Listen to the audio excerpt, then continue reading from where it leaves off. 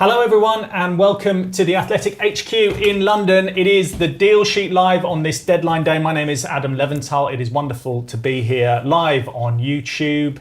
We're live on X as well. And what a cast I have alongside me. What order should I go in? I have to start with the big guy over there. Look at him. Look at him. Not very big. You're big in the game. You're big in the game. It is our football correspondent at the Athletic, David Ornstein. We'll be going through all the latest developments with him very, very shortly. We also have football finance expert Chris Weatherspoon alongside me. Great to see you. You're going to be making PSR interesting a little bit later on in the show. And also tell us who is the best run club according to the work that we've seen in this transfer window. We'll come to Chris in a minute. And there you are. It is a wonderful football analyst, JJ Bull, who will be just analysing all the moves as they happen. That's right, doing it live. Yeah, that's what it's all about. I'm ready. Now, wherever you are watching, do get involved, drop in your questions. I've got the YouTube chat open and it is fascinating to see you all interacting there. So I will dip in occasionally and we'll pull some gems out. Also on X as well, we'll be going through your questions. And also, whilst you are watching, do check out the live transfer updates on theathletic.com. We'll have all the big reads afterwards as well inside the transfer window, so you can look out for those. On this show, over the course of the next hour or so, we're going to be talking the likes of Isak, Wissa, Sancho, Elliott, Donnarumma, Martinez, other United keepers, much more over the next hour. But whilst we have David in the room, And those of you who have watched these shows before, it may well be that David just drops in and out because there is shizzle happening on this deadline day. So he might need to pop out. Okay, but David, whilst you are here, do you need me to just give you a couple of seconds whilst you finish what you're writing? No. You're happy? No, I can multitask. So let's get into what's the most recent thing that's happened that is the most significant is Marc Guehi. Yeah, I think so. That deal agreed. Yeah. It's massive, isn't it? Yeah, it's one of the stories of the window, of deadline day for sure. And there was this great anticipation. Will he, won't he make the move? Will he, won't he play against Aston Villa on Sunday evening with this possibility? Oliver Glasner, very vocal in wanting to keep hold of Marc Guehi. But ultimately the boss at Crystal Palace is Steve Parish. He can't face the prospect of losing him as a free agent in the summer of 2026. Marc Guehi doesn't intend to sign a new contract at Selhurst Park. And so it was whether the clubs would do a deal, because by this point, Marc Guehi would be open to making that move, quite keen on it actually, provided the clubs reach an agreement. And that didn't mean he was in any way unprofessional or aggressive in that desire, but not many people get this opportunity. And so now we understand that there's a £35 million fee in place. Of course, the discussions will be ongoing to kind of formalise this. It's a highly pressurised, changeable environment. So let's just wait and see how things develop in the coming hours. We're told that he's set to undergo a medical, which is natural at this stage, because even if a deal hadn't been fully agreed, you probably need to get going with those sorts of logistics. And that's set to take place in London, where he is following last night's match, so he wouldn't have time to get up to Liverpool and do all of this. And then it's now on course to get this deal done, and Marc Guehi to become a Liverpool player and help their defence out and their team full stop. And all of this has been subject to Crystal Palace getting players in, and that process, from what we hear, is ongoing as we speak. They've made a couple of signings, they may be exploring more, because Oliver Glasner wants ready-made starters, Premier League capable, even if not experienced, and that's not easy. But it does seem finally that this move is developing towards a conclusion. I'll come back to you in a moment on other deals. Do you like Marc Guehi at Liverpool? Yeah, specifically because he would actually complement what Van Dijk does very well. So although you might think of him as the maybe long-term replacement for Van Dijk, I think he'll still be there for a couple of years yet.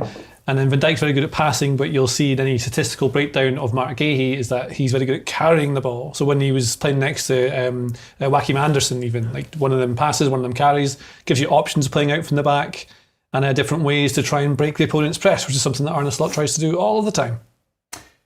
What do you think Ibrahim Konate will think of Guehi coming in? I think he has to have extra defenders, because Van Dijk might get injured. Konate has been very good next to Van Dijk.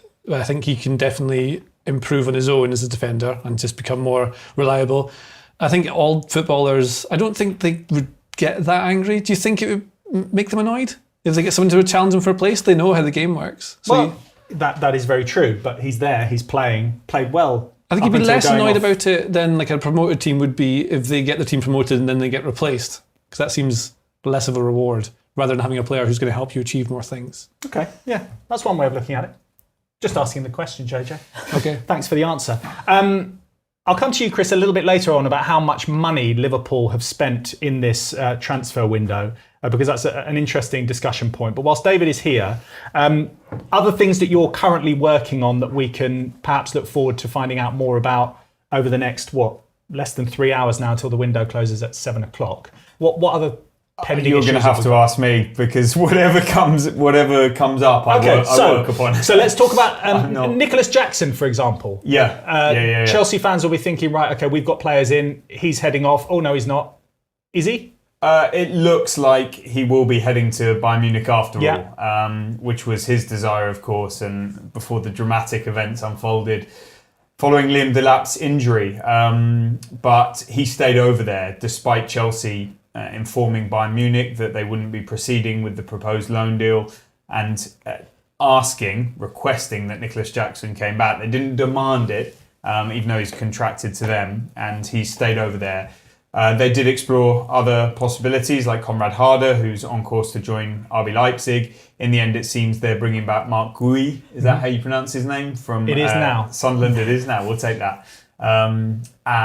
But Jackson was determined to make that happen. And so it seems from reports as we're coming on air that perhaps they're getting towards an agreement, or an agreement's in place for a loan with an option to buy that may become an obligation if certain performance metrics are met. The idea from Chelsea was always going to be a heavy loan fee, a very high, maybe a world record loan fee, and then a really big option to buy. Seems like that may be an option that can become an obligation now. Of course, when they sort of called it off, they were still open to doing a permanent deal for him. But I don't think Bayern Munich are in a position to do that now in terms of a full-time transfer. So it seems it will be an initial temporary switch and then with the ability to become permanent. Come back to you in 2 seconds.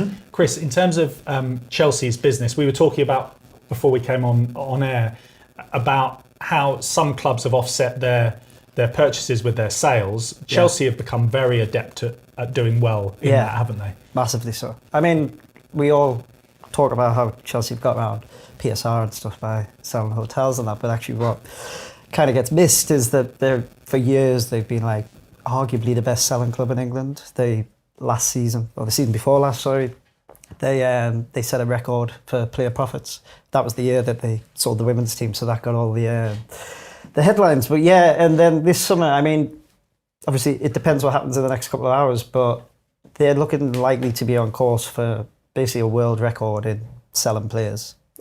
Not just in a window, in a season, and they're going to do it in one window. And the current record holder for that is AS Monaco, and that was when they sold Kylian Mbappe, Thomas Lemar, and Fabinho. Whereas now, kind of look at the players Chelsea have sold. Those three players for Monaco were like key first-team players. For Chelsea, you look down the list of the players they've sold, and actually most of them, they didn't really want them. They were happy to get rid of them. So yeah, they've become...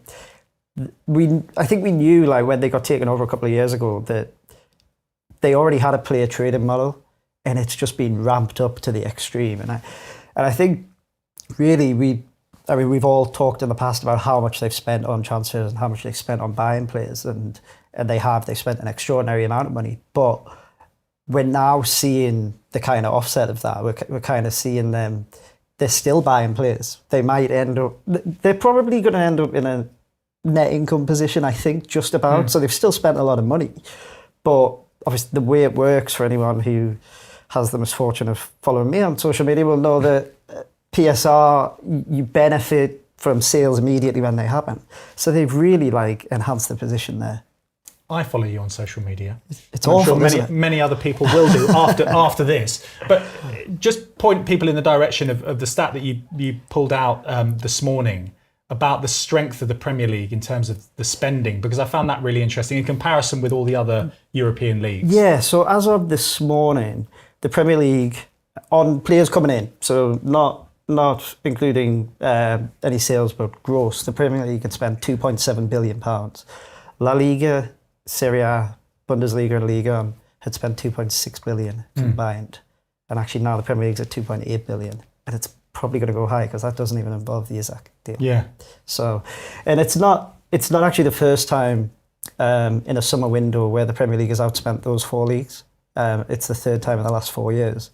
But this year is shaping up to be the biggest kind of proportion in that sense. I think when I checked about half an hour, 45 minutes ago, across those 5 leagues, the Premier League had spent 56%.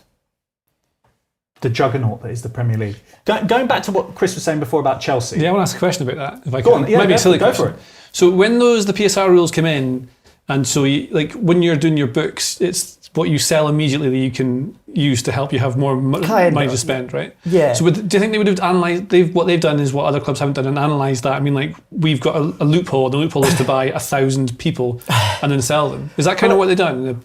I think the thing is, it's not, first of all, it's not really like a football specific rule. It's just the way accounting works. But obviously we know more about it now because that's become such a big part of things. But yeah, effectively the way it works is if you think you have a player on your books and you can spread their fee across the amount of time you've got them on your books. But if you sell them, you have to recognise that immediately. You can't like push that off into the future because they've gone.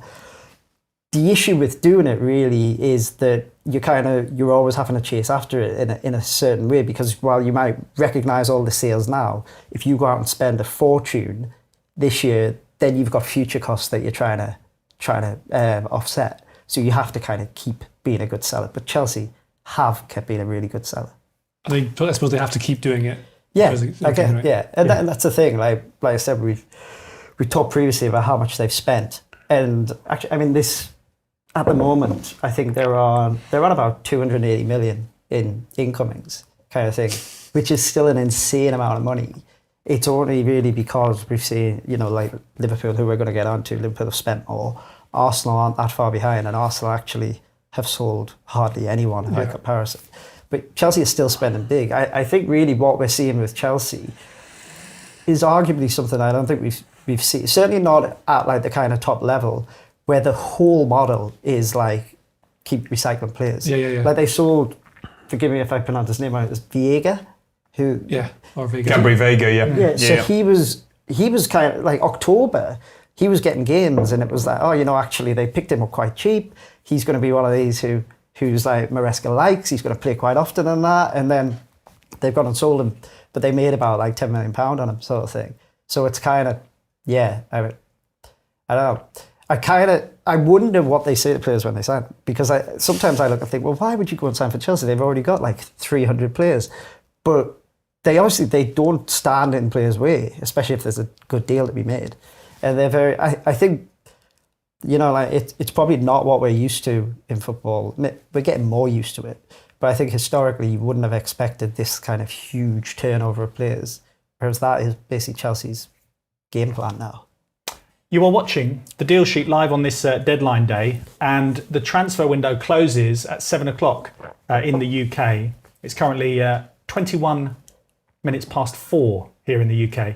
And someone has just picked up on something I did mention to you, David. Mm-hmm. And they said, is it even possible to sign someone in the next 3 hours? We are going to get, deals will happen they will come over the line. Silver Surfer has asked that on YouTube. The deals will happen over the next couple of hours, won't they? Absolutely. There'll be many deals that have been in motion before now, so you've got some time to finish it off. What are we, 16:22 UK? So yeah, for 2 3/4 hours. They can also submit a deal sheat. That's why this show's called this show, the deal sheet. You see. We're not silly, are we? We know what we're doing. But we don't plan to be on air for 2 hours after the deadline. So that gives them an extra bit of grace to wrap up the deals, and the deal sheet is basically a commitment from all parties to do the deal and get it done. Deals can be done in a relatively short space of time. So if there are deals that just start now with conversations, as long as people are on the same page and move a lot quicker than they have for the prior 3 months or whatever it's been, then you can come to an agreement, get personal terms in place. Permanent's obviously a bit trickier because there's more that it entails. Some loan deals don't even involve a medical taking place. They trust medical records that they've maybe obtained, or take the gamble knowing it's only going to be 8 months of the season to go. I don't know, there's a deal that I heard, potential deal before we came on air, Harry Wilson possibly joining Leeds from Fulham. Now, I don't know where that's up to because we've been recording this, but to me, that came out of nowhere. And I don't know, if Marc Guehi, for example, if you wanted to do a medical place and then get the deal done in, say, London, and then he can travel up whenever, of course it's possible. So a lot of activity still either continuing that had already started, or maybe even sparking into life now. Yeah. Let's rat-a-tat-tat through some of the deals. Randall Kolo Muani, Paris Saint-Germain to Spurs. I mean, that's one that's people were talking about him moving, but that has popped up today and developed, hasn't it? Has there been a player in the Premier League who hasn't come until this point than Randall Kolo Muani? Probably not. So Spurs have been interested in him in the past. Actually, when he went to Juventus on loan last season, and they were the favourites to re-sign him. I think it was a move that he wanted, and they certainly did. Plenty of other interest in him.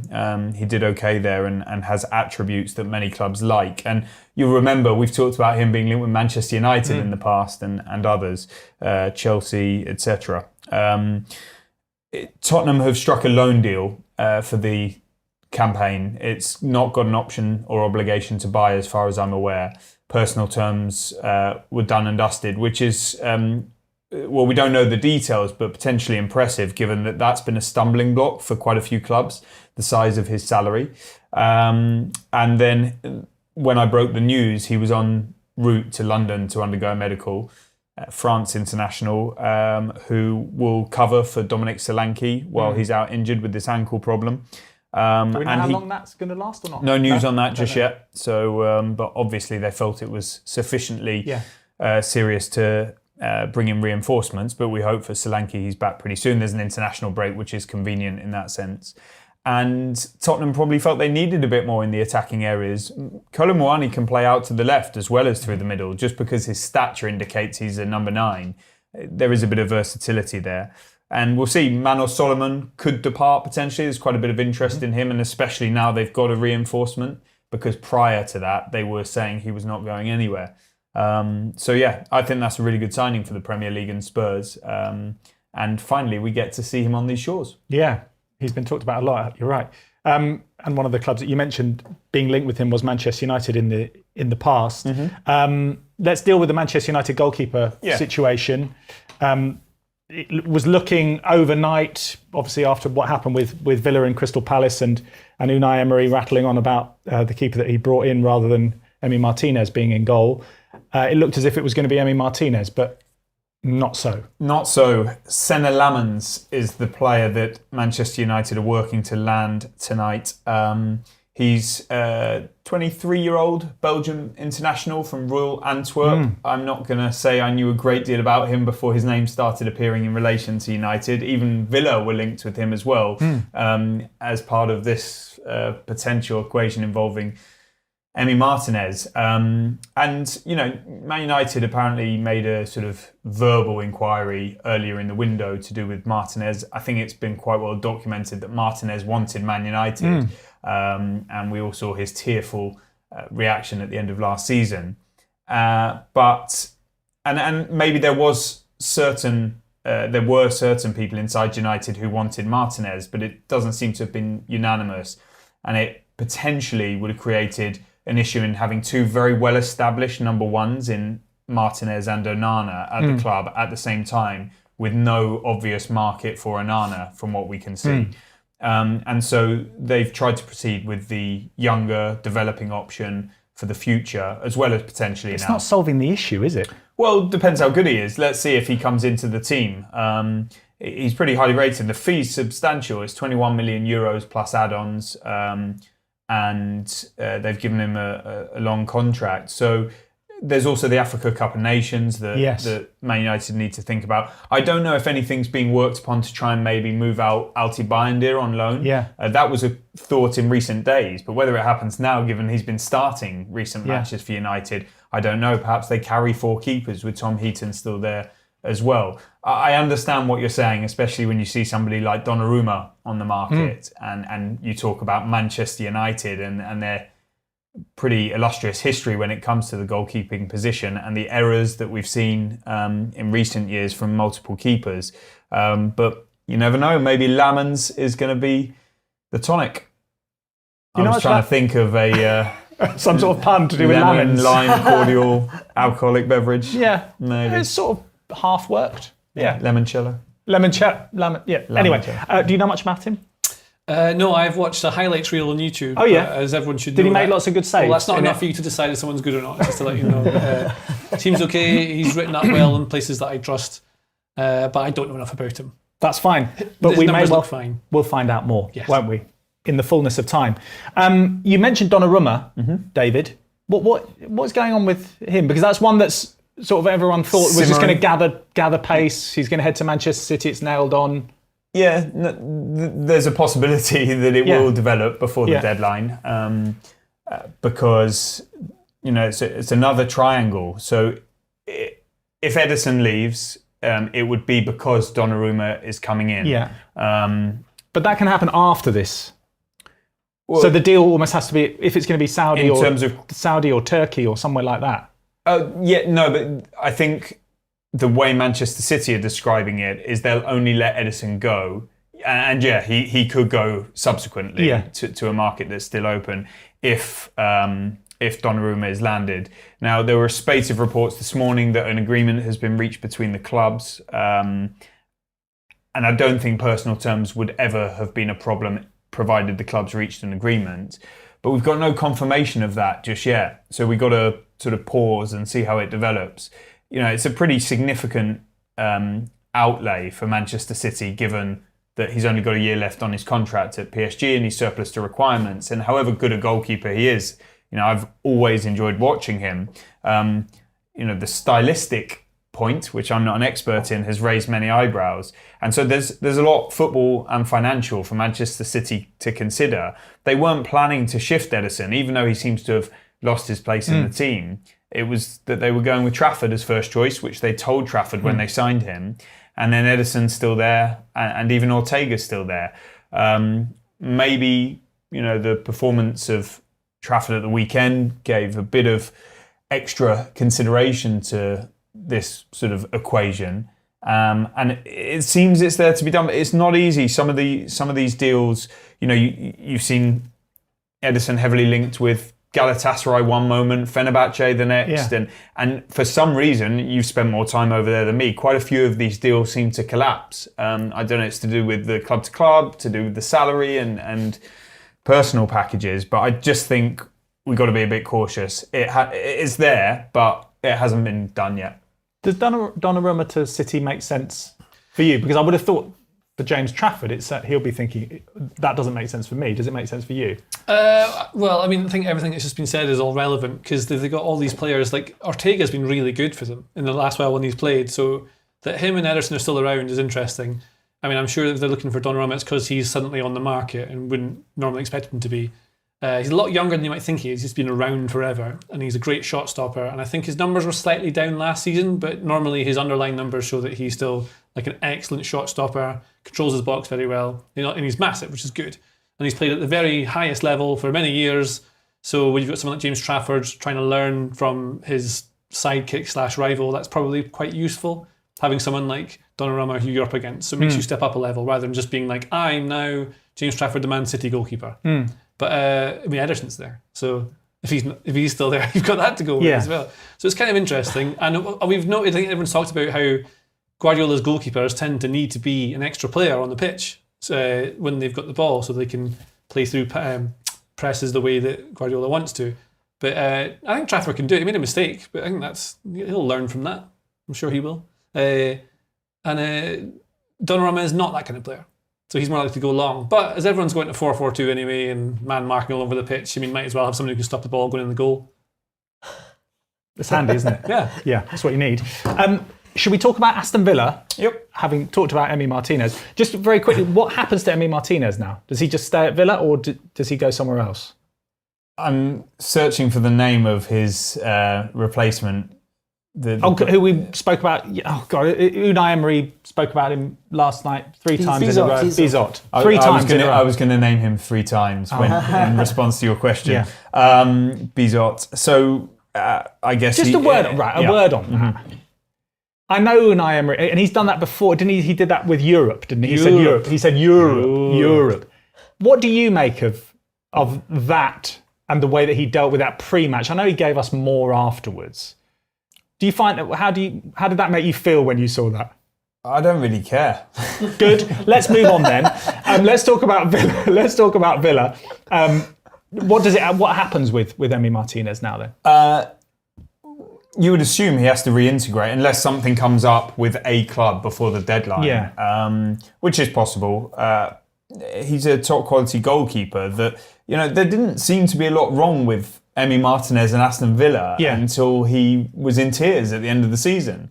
And so, I don't think this is an Alexander Isak style situation where he, in his mind, seemed to have felt his career at Newcastle was over. There was no way back, no desire to reintegrate. Emi Martinez clearly wanted to join Manchester United. If it doesn't happen, you'd like to think in a World Cup year that he will get his act together and be available for selection. I don't actually know. Speaking to people around Villa today, they were sort of fairly philosophical on it. No move, he's here. We've got 2 good goalkeepers and on we go. Okay. On the players, I'll talk about Villa and finance in a minute, because I think that's obviously part of their existence. Of their existence. But in terms of the players that they're going to bring in, Harvey Elliott, first of all, that's obviously moving. Yeah. Medical, the last I heard, and a deal worth. Well, a loan with an obligation to buy, so it's like a permanent at 35, roughly, £1 million, maybe, give or take, depending on which club you speak to. And I think that's a brilliant signing for a player who won, was it player of the tournament at the under-21s this summer, and didn't play nearly enough at Liverpool last season, had to get out if that was going to be repeated again this time round. RB Leipzig wanted him. There have been many suitors on the continent, and I think, and I reported that going into Europe would have appealed to him, Champions League football somewhere, maybe then come back. But ultimately, you can't really predict these things, and beggars can't be choosers on deadline day. So Villa seems a really good outcome for him, and I think they'll be delighted. And then to the other ones you mentioned, Jadon Sancho, if Unai Emery can do his trick of recapturing the form of those who have lost it, and we saw that to an extent with Marcus Rashford last season, then there's a brilliant talent in there. But clearly you have to get Jadon Sancho right from a technical, physical and mental perspective, and it would be really nice to see that again in a World Cup year. You never know with these things. And finally, a great professional from everything I hear, and a very high level player when he's fit, is Victor Lindelof. Coming in as a free agent following the expiry of his contract at Manchester United. He's the Sweden captain. Well, he was the last I checked. And the sort of maturity and professionalism and leadership that he'll bring to the dressing room, as well as a eminently capable player when he's available, means that Villa are really pleased with those 3 signings, actually, which is making the best out of a pretty bad situation with their finances, with compliance on UEFA FFP and Premier League PSR. An interesting situation developed. They were pursuing Osula from Newcastle as a potential loan. I don't know if it would have an option or obligation, because Newcastle wouldn't have been interested in a straight loan. But they weren't really able to proceed on it, Villa, because it would have been characterised under UEFA accounting methods as being like a swap. And by that, I mean that a player has already gone from Villa to Newcastle, and that was Jacob Ramsey, for a significant profit, pure profit, because he was a homegrown player from Villa. And UEFA would have seen it as a bit of a trade-off, even though we might not. Might see them as independent deals. And then they would have amended downwards the profit that Aston Villa had gained from that transfer. And that basically stops Villa from doing the Osula deal, because they cannot afford to lose the profit from an accounting perspective that they gained from the transfer of Ramsey. And so suddenly Osula was on his way reportedly to Stuttgart, but I don't think that's happening, or it's hit some stumbling blocks. So yeah, all action at Villa today. And I mean, do you want to expand on what David said? Is he just stolen all your info? He can do it all. I have no idea what I'm talking about. But. No, but in terms of how they've had to manoeuvre, they've been almost squeezed into the last couple of days of the transfer window to just see if they can just trade a little bit. Yeah, they have. And I mean, we all know that Villa failed UEFA's PSR, or FFP, last year. They took a fine, and they're in a settlement agreement which has, if they fail again, it's another fine, and it could go worse than that. So yeah, I mean, the thing for Villa is Villa have carried, relative to their income, they've carried a really high wage bill for quite a few years now, and I know that a lot of Villa fans say, well, since Emery came in, we've sold quite a lot of players, and that is true, but unfortunately, things didn't just reset when Unai Emery came in. They spent an awful lot of money before that, and they still had a high wage bill. I mean, they they had some loans in January who came in on very high wages. So yeah, they've wound up in a position where, as David's just explained there, that they can't. Obviously, they need to strengthen the team now, but they're really limited for how much they can kind of push the boat, or push the envelope, because they could run the risk really of getting kicked out of UEFA competition if they go too far. Like that has happened to clubs, and that I think people see the fines and think, well, yeah, of course, clubs will just take the fine, but actually UEFA are willing to go a bit further if they're repeat offenders. And I think that's what Villa's issue has been really. And the problem, like the Ramsey deal, for example, the way the UEFA's squad cost rule works, they almost only benefit from a third of that deal in a given year. They'll benefit from it again next year, because basically what they do is they take the last 3 years worth of profits and then prorate them down. But that means of the 39 million for this year's calculation, Villa only benefit from 13. So they really couldn't afford to kind of slice that even further. So yeah, and it remains to be seen where they wind up. I mean, the players that they're bringing in, I can't imagine they're on low wages. It will be interesting to see whether they've managed to stave it off this time. And it looks as if they need new players in after their start to the season, where they haven't scored a goal yet, have they? Aston Villa. I don't think they have, no. No, they haven't. Jadon Sancho coming in. Just give us a little elevator pitch on why you think that this move for Jadon Sancho is the answer to his career.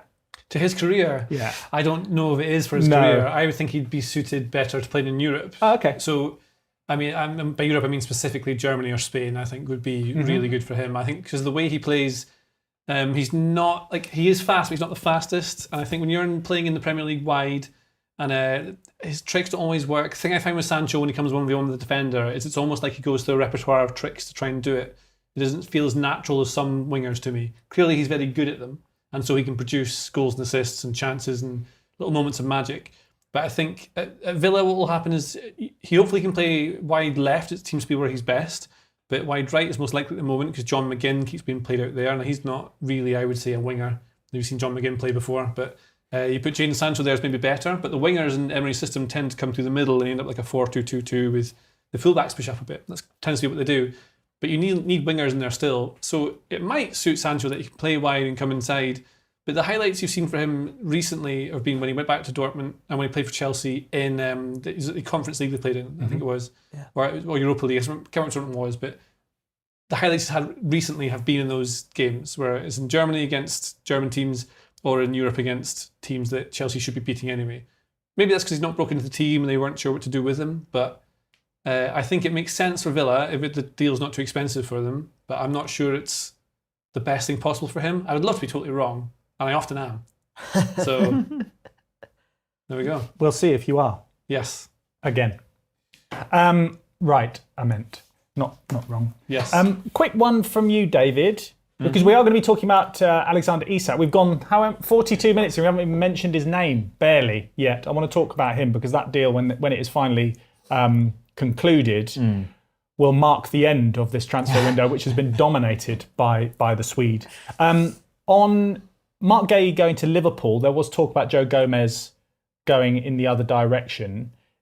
It's been reported now by James Pearce that he's not expected to now head to Crystal Palace. No, and just to intervene on that and come back to a point I mentioned earlier on Guehi, how you have to wait and see how these things unfold, especially on days like this. There are reports that move to Liverpool has hit a late snag. Okay. I don't know exactly what that is, but it would probably relate to what we were discussing on Crystal Palace's search for replacements. Right. And being satisfied with those replacements. As I said, Glasner is very particular in what he wants. And so until that deal is done and the ink is dry, we'll have to wait and see. However, the plan is for Joe Gomez to remain at Liverpool. And there was strong interest from AC Milan. I think they had a deal agreed, actually. I believe there was some interest from Brighton. I'm not sure how his salary would have compared to their wage bill, but I think there was interest on his part in both of those potential moves. But the last we've heard is they're running out of time and Joe Gomez will be remaining with Liverpool, and that's all the more important. One, as we have uncertainty about the Guehi conclusion, but two, Konate went off injured at Anfield yesterday, and so Liverpool, who have shipped some goals early this season, although were much more resolute against Arsenal, will be relying on Joe Gomez and hoping he stays fit, because they need that four, which is Van Dijk, Konate, Leone, and Joe Gomez, and that's going to form an important part of their season ahead. And considering what Oliver Glasner said about Marc Guehi leaving, and he was very, very outspoken in a not in a ranty way, in a very measured way. Yeah, you almost feel that Crystal Palace they can't just magic up an ideal replacement for your captain leaving, who is an inspirational leader, has been at the club for ages, and lifted the FA Cup, etc., in this time scale. So I guess that really does bring uncertainty to whether Marc Guehi will actually leave, but also where that leaves Oliver Glasner as well. Yeah, that's really interesting. I'd argue with your first point, because there are plenty of good players out there, and as much as he is a glove fit for them right now, and their leader and their captain in a European season, and many of us would really like purist neutrals to see him stay and try and lead them to a European trophy after winning the FA Cup and the Community Shield. Crystal Palace have to make a business decision without emotion, as well as the emotional football decision. You don't do it today, do you? Well, I know they've been busy doing other admin things over the last couple of that's what I months. mean. It's not always like planned to come down to this. Yeah. And it's a very real problem, the idea of him leaving for nothing next summer. And so I think especially for them. Yeah. I think they're a club that need to sell well. Yeah. And we've seen in the past, last summer they turned down 65 plus 5 for him from Newcastle. Some years ago, was it 2019, when they refused to sell Wilfried Zaha to Arsenal? And you could say they extracted sporting value from him in the subsequent years, but he ended up going for nothing, basically. And so it is a sharp consideration. But your main point there was about Glasner. He's into the last year of his contract. There don't seem to be any talks about a new deal.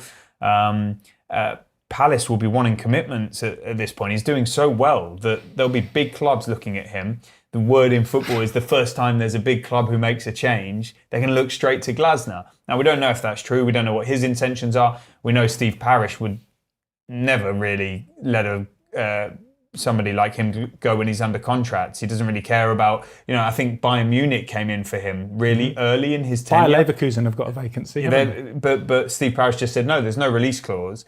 But the fact is, they'll want some certainty beyond this season at the latest. So that does play into all of this. How does he feel about his continuation at Palace if they're selling his captain? Again, with a couple of hours to go, you suspect the answer will depend on his ultimate view on the quality of replacements and Steve Parish's ultimate view on the sensibility of the deal. If you were in Steve Parish's office right now, got it? You would be able to find an ideal replacement for Marc Guehi, wouldn't you? I would, yeah. Yeah? Yeah. Well, actually, I think it's really difficult, because you want someone who's going to be exactly all these things Premier League ready, and if you have 2 hours to find them, it's quite difficult. And find the agent's phone number in that sort of time. If you're asking me but to you've name, got David's number, so you could ask him for the number. I could do that, but he's too busy. Yeah. He would answer other people's phone calls first.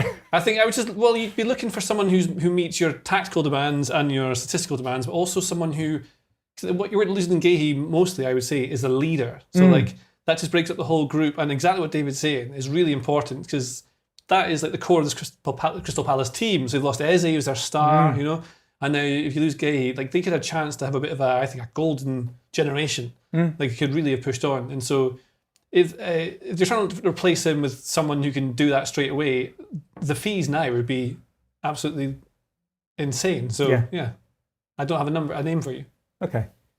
But if I think of one, I'll come to you. Do. Well, no, don't message Steve Parish. Okay. Now, let's talk about Newcastle. David, if I may, are you free? Yeah, we will plough on through. I do have some calls to make, but we can we can crack on. Yep. Obviously, Wissa's deal is done, and he's in, and that's that's happening, and we're happy there's with an that? agreement at last between Newcastle and Brentford. Brentford side suggesting it's £55 million fixed. Newcastle indicating it's 50 million with 5 million in add-ons, but it's that bracket which is a huge amount higher than initial bids. You know, I think Newcastle started around £22 million. Forest in January was something like a max of £25 million. So that's clearly that's derisory, isn't it? Yeah, but you could see his age profile perhaps as being a factor in all of this. 28 going on 29. And his record, he did fantastically last season, but you know, in the previous seasons here and at his earlier clubs, was it, you know, I don't think those clubs would have made those offers without doing their own analysis. So this is meaningfully higher than any of those. But Newcastle needed their attacking reinforcements. He's been up there for a medical, and so you expect that to be wrapped up, done and dusted. And finally, another quite brutal saga when you saw the statement that he released, and you speak to people at Brentford about their view on it, finally coming to an end. And what have you made of, obviously, Wissa is the sort of best supporting actor in the make a statement on social media Oscars, which has obviously been won by Alexander Isak. What have you made of the manoeuvring of those two players, in particular Isak, to force this move to Liverpool? I understand both perspectives. And we don't know the inside story on everything that goes on inside the club. So I understand the view of the clubs when they stand firm. They've got players under contract. They want them as part of their plans. They feel there were no assurances given, at least in writing, to these players that they could go. And they're employees of that club, and they're paid well, etc., etc. On the flip side, the players feel they had assurances, it seems, that they could go, whether it was written or not, if certain criteria were met, that they informed the club of their wishes, and they were loyal and they performed, and suitable offers have come in, and so that's led to their animosity. Both situations are really unedifying, and I'm not pointing blame at either party. The opposite is somebody like Marc Guehi, but I don't want to just say, oh, he's perfect and they're not, because they had years on their contracts, whereas he only had one more year. So he can easily behave well. If the move happens, great. If it doesn't, then I'll leave as a free agent next summer. But they're not the first players to agitate for a move.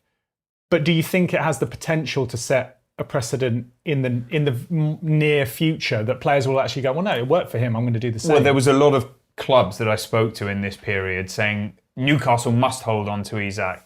Brentford must hold on to Wissa, because it would set a precedent that if you kick off, you find your way out of a club, and then all bets are off. Contracts go out the window. So they need to stand firm. But ultimately, almost every time, not when Luka Modric tried to leave Chelsea for Tottenham for Chelsea, and he was made to stay and ultimately joined Real Madrid, there have been examples of clubs standing firm.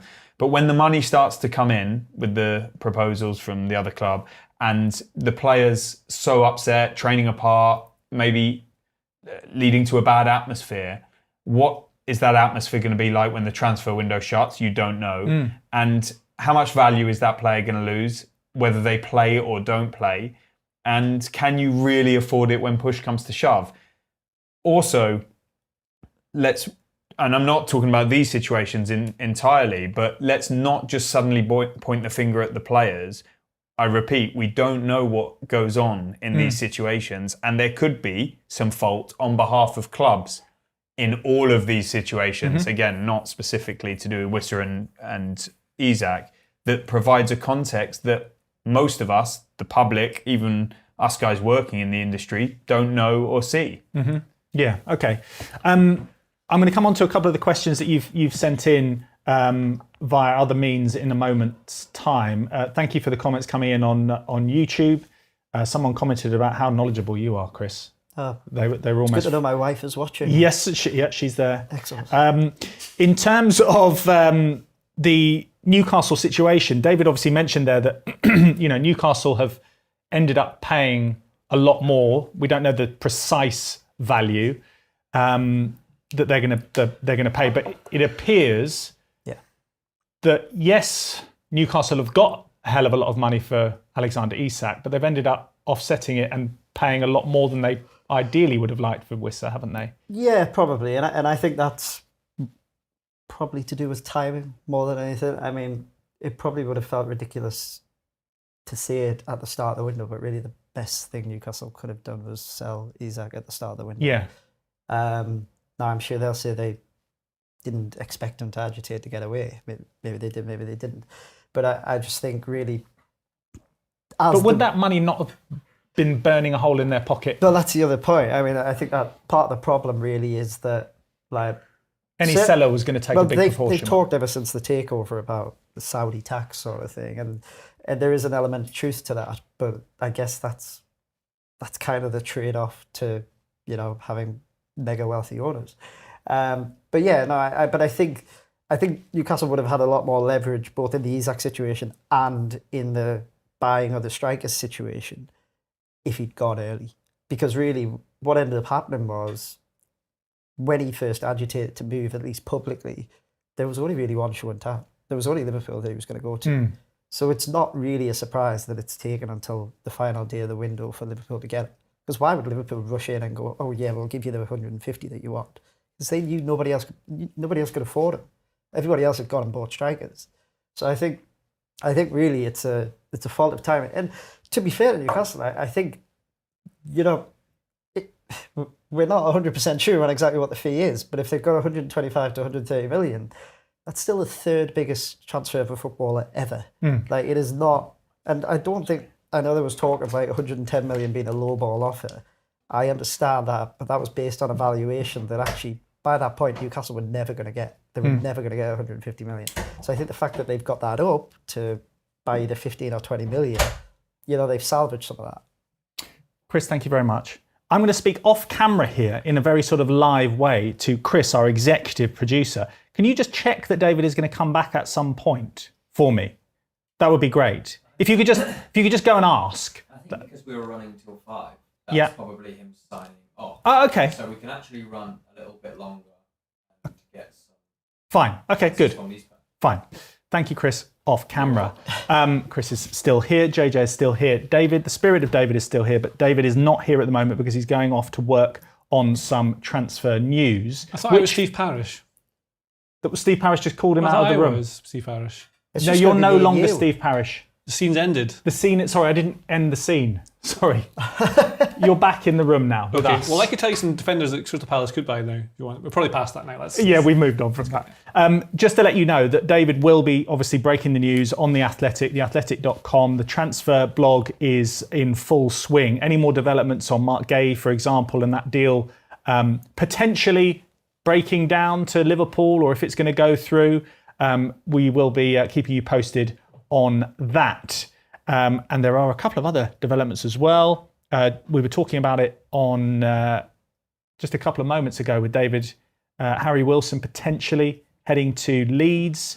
A little development there on the transfer blog, but much more besides as well. Let's get to some of your questions. And a lot of these have been taken from the Insider group on WhatsApp, which you can actually join now. If you're not already part of it, you will get those updates from David Ornstein via the QR code, which you will be able to see on your screen very, very shortly indeed.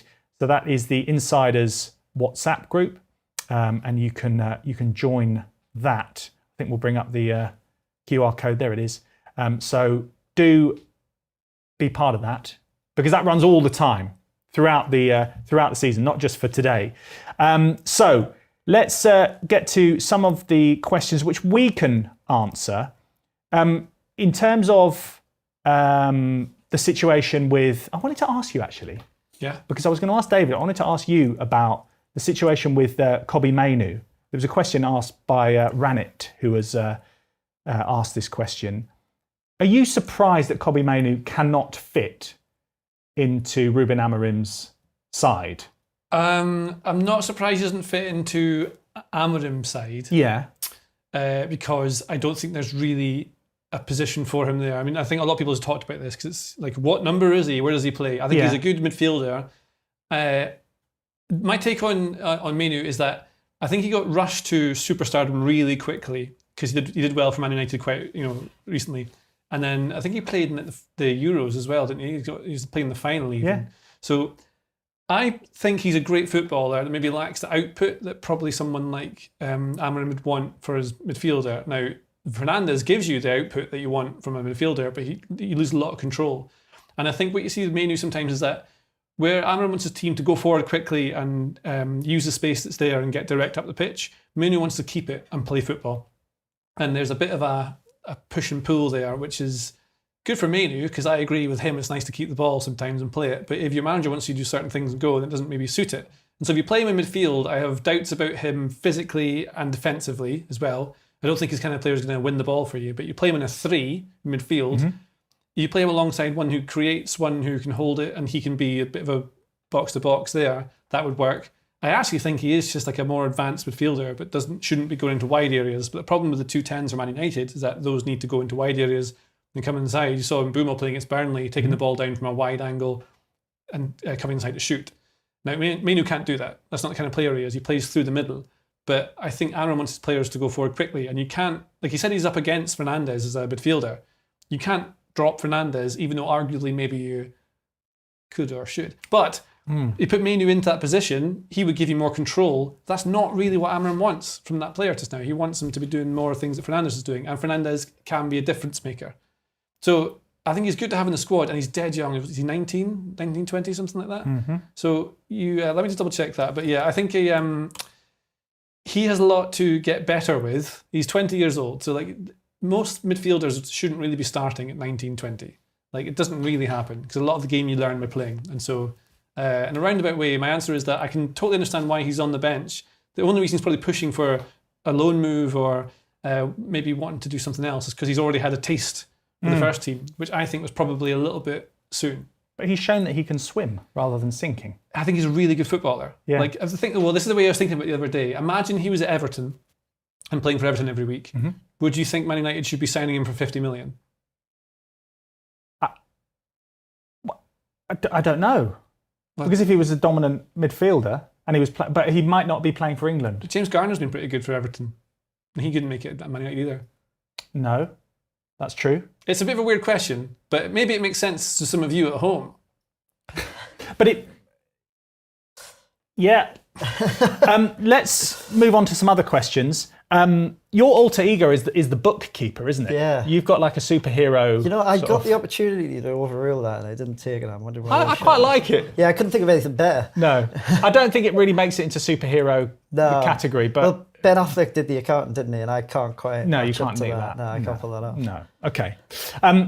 We promised it earlier on in terms of who you think is the best run club in terms of It's going to get me in trouble. the transfer window, in terms of their transfer business. Okay. How would you assess that, bookkeeper? Yeah, thanks. Yeah, I mean, the obvious answer is Liverpool. Yeah. By the fact that they've been able to go into, I mean, even if the Guehi deal falls through, they're over £400 million in new players.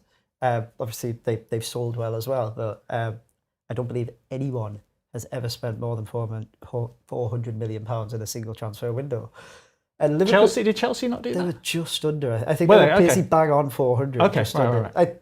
By the end of the season, they'd gone way past that. Yes, because they spent like 250 million in January. But yeah, I think just in terms of transfer fees that we see, so not talking about like agent fees and whatever. Yeah, I think Liverpool are the first club ever to go over 400 million in a single window, and I think really. There's a couple of ways to look at that. I'm sure some people will look at it and think, well, you know, come on, like Liverpool have always made the point that actually we're not big spenders and that we've kind of like clocked it with one hand tied behind his back, which is arguably true. I think probably what they should be commended for is really that Liverpool aren't really funded to the hilt by their owners. They, relative to other clubs, they haven't had a lot of money in, and actually a lot of that money that they've had from FSG has been spent on doing up the stadium and doing up like Melwood, like doing the training ground and stuff like that. And so really, like this summer has been kind of years in the making. Like they didn't really spend anything. last summer. They bought Chiesa for about 10 million. They bought the goalkeeper from Valencia, who actually didn't join until this summer. Otherwise, they didn't really spend anything. They've always been big wage payers, but transfer-wise, actually, they've always trailed the other 5 of the big 6. So I think from that perspective, it's hard. This window, it's very difficult to look past Liverpool, just from a financial perspective. JJ, you can tell us all about whether they've built the team right. But I think otherwise,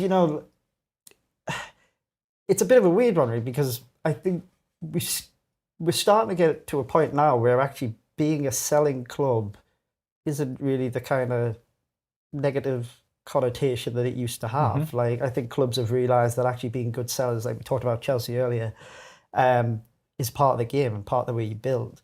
And I think a club that we've seen who, I know we're only 3 games into the season, but Bournemouth, for example, Bournemouth have sold over 200 million, made over 200 million pounds.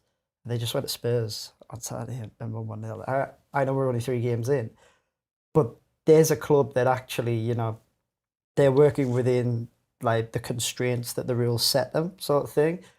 They have been funded by their owner since Bill Foley came in December 3 years ago.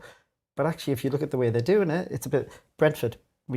Now, I'm not sure what's going to happen with Brentford this year, but Wissa is another example of them making a fortune on a forward. Now, forwards, I think everyone can probably agree, are arguably like the hardest position to find value. I was having a look earlier today, and Brentford have signed 6 forwards. They signed Mbeumo, they signed Wissa, they signed Ollie Watkins, they signed Ben Rama, Maupay, and I'm missing... Shada? Who's that? Kevin Shada? No, I'm talking. They've sold. I can't remember who the other one. Anyway, there were 6 who they signed for 25 million, and they sold them for 227 million. Tony, did you mention Ivan Toney? Ivan Toney, that was it. That's what I meant to. Shouldn't have. And so they'll be like sell-on fees, and maybe there were like some added clauses that materialised in that. But when you look at like the way clubs have to operate with it, if they don't have like massive income and stuff, that's the way you offset it. And I think it's hard to look past clubs like that, like Brighton. Brighton have been almost a bit quiet this year. They've made 130 million on players. Like Brighton's net spend is, as of about an hour and a half ago, was like 60 million income, sort of thing. And I don't think you look at Brighton and think, oh, actually they're a candidate to get relegated. So I haven't really given you an answer there. I've just I think you've alluded to the fact that Liverpool have done very, very well. Yeah, I think so. Question that came in whilst you were talking, which is in relation to Newcastle, who you mentioned Wissa there. It's coming from Alan Core on YouTube. What are JJ's thoughts about Voltemada and Wissa and Voltemada, and how they will fit in and play for Newcastle now that Isak has gone, and also fitting in with the other players that Newcastle have brought in, like Elanga, etc. Well, thanks for the question, Alan. I would say that Isak is one of the best players, or best forwards in the world, and so replacing him is basically very, very difficult to do. And I don't think you need to look at it as like who's the exact tactical fit to whoever. What you want is someone that's going to work with what Eddie Howe's got, who offers you obviously goals and just good all-round striker play, because they don't have anyone else there. Nosula is not it for me. Now, Voltemada is, the thing you'll notice about him, first of all, is that he's absolutely massive, but he's not a target man. A lot of teams do use him in that way. I've watched a lot of Voltemada play today, and like Stuttgart pinging it long to him against Bayern so he can take it down. He can do it, but when he's plays for Germany, a bit more short passes. The first player he reminded me of when I looked at him a few months ago was Joshua Zirkzee, but I think maybe better. Not that Zirkzee's bad, but he reminds me of a bit of that. Very skillful technically, but maybe not the kind of striker that blows teams away. But the more I watch him, the more I see of him, not in terms of talent, but in terms of position, like Harry Kane.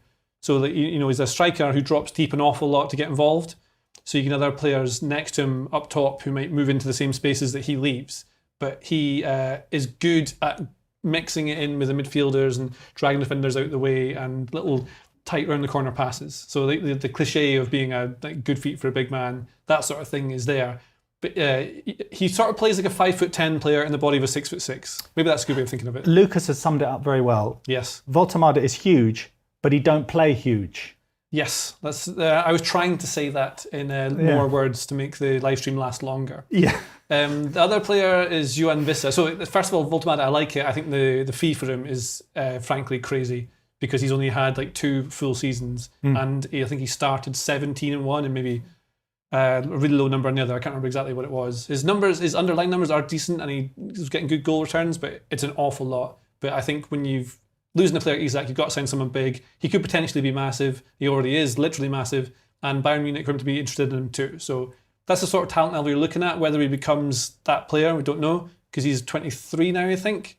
And normally you can tell wonder kids that are superstars younger than that. And I really didn't know much about him until this last 6 months or a year. But again, I am wrong often. So the other player is Juan Vissa at Brentford, who's far more of like if you had like a big and small player, he's kind of that. I think he's about 5'10", so literally, no, a lot smaller than him, but more of a nippy kind of player getting behind and cause defenders problems in a different way.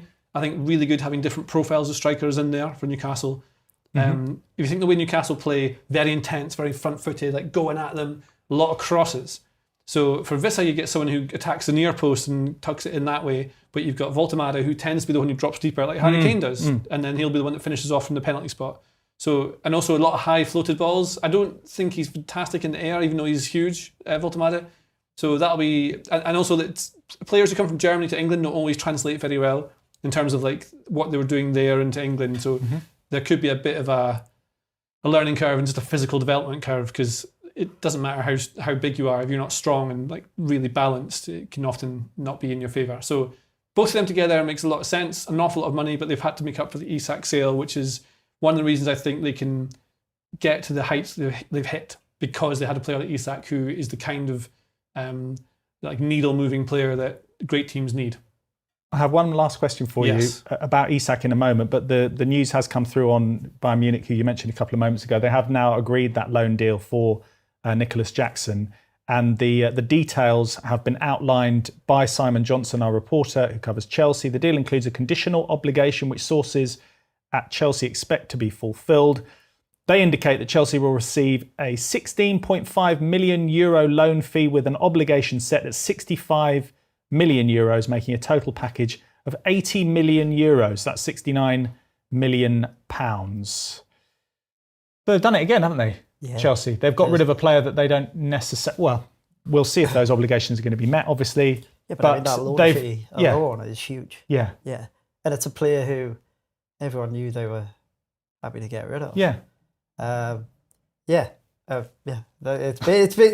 very hard to know what else to say. Yeah, they've done it. I mean, it's exactly what their strategy is. And if you think about the at the time much maligned owner Todd Bowley and the way that they were doing things when they initially took over, people thought they don't know what they're doing. Yeah. They have very quickly, I think, moved themselves into a position where it looks as if they are able to manage this scenario well for the time being. Or are you cautiously approaching it? But I think the point to it is, like, look, clearly good sellers, but they still did have to do the stuff that they did with the hotels and the women's team to avoid breaching Premier League rules. Yeah. And they did breach UEFA rules. And they're in a settlement agreement with UEFA, which they can't really afford to now. So they're sailing close to the wind, too close to the wind still. Well, I think in a way. Well, the thing is, the weird thing with the Premier League one is actually they ended up nowhere near close to the win because of what they did. Now those asset sales weren't allowed by UEFA, sort of thing, so they were a lot closer there. But I think what they've done this summer will help them out a lot. Maybe that was always the plan. I don't know. Maybe they thought, you know what, we'll only get hit with a fine initially. We'll take the hit on that, and then we'll crack on. Not so sure, but yeah, I think really what we're seeing, because obviously you can't just. I mean, Chelsea probably run closest to any club of doing it, but you can't just buy a player today and then sell them for a profit tomorrow. But they've shortened the timescale now. It still takes a season or two, but what we're seeing is that kind of playing out now. And so yeah, I think certainly this summer they've sold incredibly well. Like I say, it's going to be a world record, really. And yes, I think I'm not going to say the plan was flawless, because like I said, they still broke rules and they still had to do things which I think were probably against the spirit of the rules. But you are now seeing the evolution of that plan. Last question to you, JJ, Yes. about the deal of this transfer window, unless something extraordinary happens over the next hour and a bit. Alexander Isak, Liverpool striker. Where does he fit in? What disruptions or what positives does he bring? I think he brings nothing but positives, as I've said before. Like I absolutely love that player. Watching him play, he's completely rated. He's not underrated, overrated. He's rated. He's really, really good. I think in Liverpool, specifically where he fits in, this is what people are wondering. And I was thinking about this today, actually. I think you play him, obviously, through the middle, but the way that Slot's playing him, at the moment they've got Ekitike playing through the middle with Wirtz quite close to him, even though Wirtz drops deep an awful lot. And you've got Salah on the right and then Gakpo on the left. So Isak, throughout his career, has tended to play through the middle. He can play wide left. He also likes to drop quite a lot when he plays through the middle and end up in those spaces through the middle. Wirtz can play on the left as well, so there's an option there. Ekitike can play wide. He's much, much better through the middle for me. And I think he was playing in a 4-4-2 for Eintracht when he was there. But what you get with Ekitike is a player who's really good in transition. So you can play him, you can get him forward, like in behind, and he'll be able to make use of those counter-attack moments, running into space. I think Ekitike is not limited to that because you've seen him in the last few games. He scored 3, isn't he, so far already? Something like that. 2 already? Well, 2's pretty good. His hold-up play is good as well. He's an all-round good player and he's physically ready for the Premier League as well. So they've got 2 number 9s who are absolutely physically ready for the Premier League, who can do slightly different things. You can play them together, not always, but like all great teams need to have options. And Isak has been injured quite a lot of his career. Ekitike had an injury a few years ago. He's all right in the last couple, I think. But you need to rest and rotate, and they're going to be looking to try and win the League Cup, FA Cup, Champions League, Premier League. So you need more than one striker, and they don't have really options there. So Isak can play alongside Ekitike. Ekitike would have to play through the middle, I think. Isak could play left, or he could play where Wirtz does, and Wirtz could go left. And they can change that all around. The interesting thing is what it means for Salah on the right, because he was not the protagonist, but the main kind of creative outlet and goal scorer as well. But I think without Alexander-Arnold deep, you've got to try and change how you build and how you progress. And so it's all a bit different, but if you can get to the point where you can not be open defensively and get all these players in the same team, like you need still width. So imagine you have Isak, Wirtz, Ekitike and Salah. That's pretty good. But then you need Kerkez probably on the left to overlap them. But then that means that Salah is stuck wide right, which is no use for Salah. You don't want that. So then if you bring Kerkez deeper, you've got Isak could be on the left, but you don't really want to stick him there either. So you come up with all these different problems, but Slot changes his teams depending on his opponent, and certain players won't always be available. So I think for the whole season, I mean, that is a proper looking team. If you're choosing a team on Pro Evo 6, you pick that one. They wouldn't be called that though, would they? They'd be called Merseyside Reds, I think. Yeah.